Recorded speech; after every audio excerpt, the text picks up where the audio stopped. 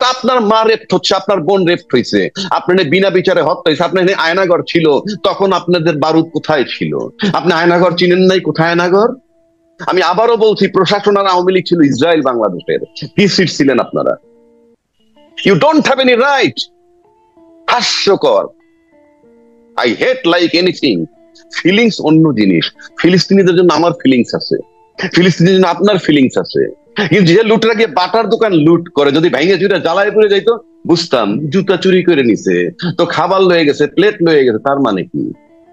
তার মানে আপনি লুট করতে নামছেন কখন? যখন আমার বিদেশিরা এখানে সম্মেলনে বসছে, বিনিয়োগের সম্মেলন, তখন।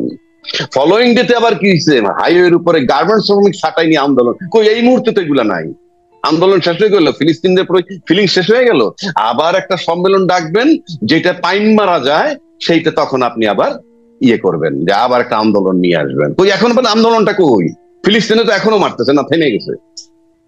আমি সেজন্য বললাম। এইবার আসেন যে, এটা আমি এইটুক বললাম, এর বেশি বলার রুচি আমার নাই। আর 2 নম্বর আসেন, আপনি বললেন যে জনগণ বলছে ইউনূস সাহেবদেরকে 5 বছর দেখতে চাই। জনগণ কে সেটা আমার কাছে বড় কথা না, কিন্তু কথার বোল্ডনেসে মানুষ ভয় পাচ্ছে কেন?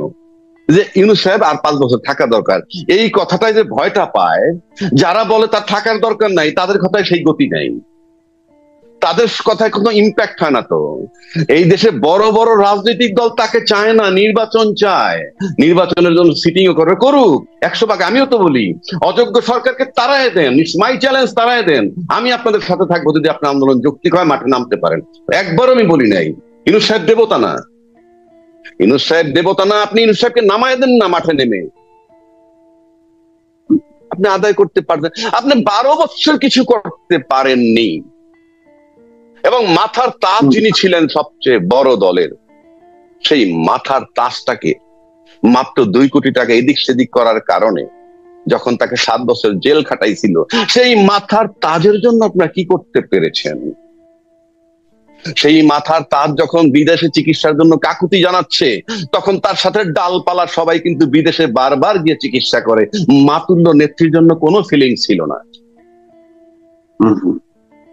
যে তাদের মাতুল্য নেত্রী যে যেতে পারে না, কোথায় টাচ করেছিল তাদের?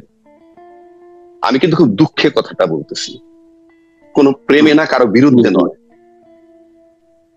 খালেদা জিয়া একজন অসাধারণ মহিলা, আপসীর নেত্রী তাকে বলা হয়।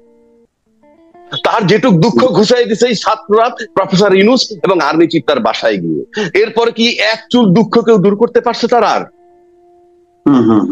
আমি কিন্তু মনের দুঃখে বলতেছি, আমি কারো বিরুদ্ধে বলছি না। তাহলে যারা বলে ইউনূস সাহেব আরো 4 বছর থাকুক, 5 বছর থাকুক, কেউ কয় সারা জীবন থাকুক, কেউ কয় 50 বছর থাকুক, আমি একবার এখন পর্যন্ত বলিনি, বিকজ আই প্রেফার ইলেকশন। আমি একজন গণতান্ত্রিক মানুষ হিসেবে আমি ইলেকশন প্রেফার করি।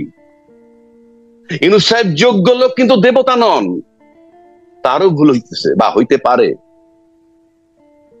কিন্তু যারা তাকে রাখতে চান না, চ্যালেঞ্জ, এই লোক অযোগ্য, নির্বাচন পর্যন্ত আরেকটা লোক আনেন না, যিনি 3 মাসে নির্বাচন দিয়ে একটা লোক আনেন, কেউ তো নাম বলতে পারতেছে না, একটা লোকের নাম বলুন। আপনি আপনার একটা নেতাকে কেন স্যাটায়ার করবেন উইদাউট এনি লজিক? আমি আবারও বলছি, ইউনূস সাহেব আমি দেবতা মনে করতেছি না। ট্রাম্প সাহেব যখন সারা বিশ্বের জন্য শুল্ক বাড়িয়ে দিলেন, সারা পৃথিবীতে হাহাকার শুরু হয়ে গেল। কি হাহাকার, কি করবে? তখন কেউ না 70-75 জন নাকি তার কাছে বিভিন্ন ভাবে মেইল করুক, ফেসবুকে দেখ, টুইটারে দেখ, যেভাবেই দেখ, নানান জনে দাবি করছে কি, যে ইয়ে করে দেন, অর্থাৎ শুল্কটা কমিয়ে দেন।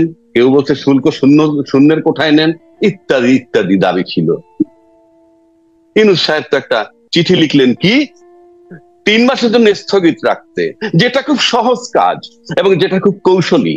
কেননা আপনি যখন ট্যারিফ বাড়াই দিবেন, কি কি যুক্তিতে বাড়াইছেন সেটাকে আবার চট করে ট্যারিফ কমাই দিবেন, এটার জন্য সময় লাগে। কিন্তু যদি আপনি স্থগিত রাখেন for few days, few month, তাহলে কিন্তু আপনার আদেশ হুবহু একই রয়ে গেল, কিন্তু আপনি আপাতত স্থগিত করলেন। এখন স্থগিত করলেন কি, চায়নাকে বাদ দিয়ে সারা বিশ্বের জন্য। বাংলাদেশের লোক, বাংলাদেশের সোশ্যাল মিডিয়ার লোক, নাম বলার দরকার নাই, কেউ কেউ বলছেন ঝড়ে বক মরে ফকিরের কেরামত। এবারে আমি মেনে নিলাম রে ভাই, বকটা তো মারা গেছে, বকটা তো মারা গেছে। 2 নম্বর আসেন, কেউ কেউ বলছে এই যুগে চিঠি চলে না, তাকে বেকুব বলতে আমার ঘৃণা হয়। এই যুগে চিঠি লাগে না, চিঠির দরকার নাই তো। যেই চিঠিটা আমরা দেখছি সেটাকে তো পিডিএফ ফর্মে ট্রাম্পের বাসায় পাঠিয়ে দেওয়া যায়, যত জায়গায় পাঠায় দেওয়া যায়। এটা it's a question of 2-3 seconds বা 2-3 মিনিটস। এক নম্বর। দুই নম্বর, সে আবার কি বলছে, চিঠি লেখার দরকার কি, উনি তো ফোনে কথা বলতে পারেন। ইউ সি দ্য কনফিডেন্স তার, মানে নেগেটিভ সমালোচনা করতেছে, আবার কনফিডেন্সটা কি, ইউনূস সাহেব ফোন করতে পারে ডাইরেক্ট, এই কনফিডেন্স কিন্তু তার আছে। এবং যারা তার সমালোচনা করে, আমি তাকে 90 ডেজ টাইম দিলাম, সে একটা টেলিফোন করে রিচ করুক তো কারো কাছে পৃথিবীর। যে সমস্ত লোকগুলা এই সমিত সম্মেলনে আসছে, আইসে তারা অনেকে, পিটার হাস এরা আসছে, অ্যাম্বাসেডার ছিল, মন্ত্রী লেভেল লোকজন আছে। ইউনূসকে আমি দেখি না ইউনূস সাহেবের সামনে কেউ পা তুলে বসুক। আর যারা আমরা নিন্দা করতেছি, সমালোচনা করতেছি, একটা দাওয়াতও আমি পাই নাই। আমাকে একটা দাওয়াতও তো দেয় নাই। একটা কথার কথা বলছি, আমি বলছি না, আমি আবারও বলছি, ইউনূস দেবতা নয়।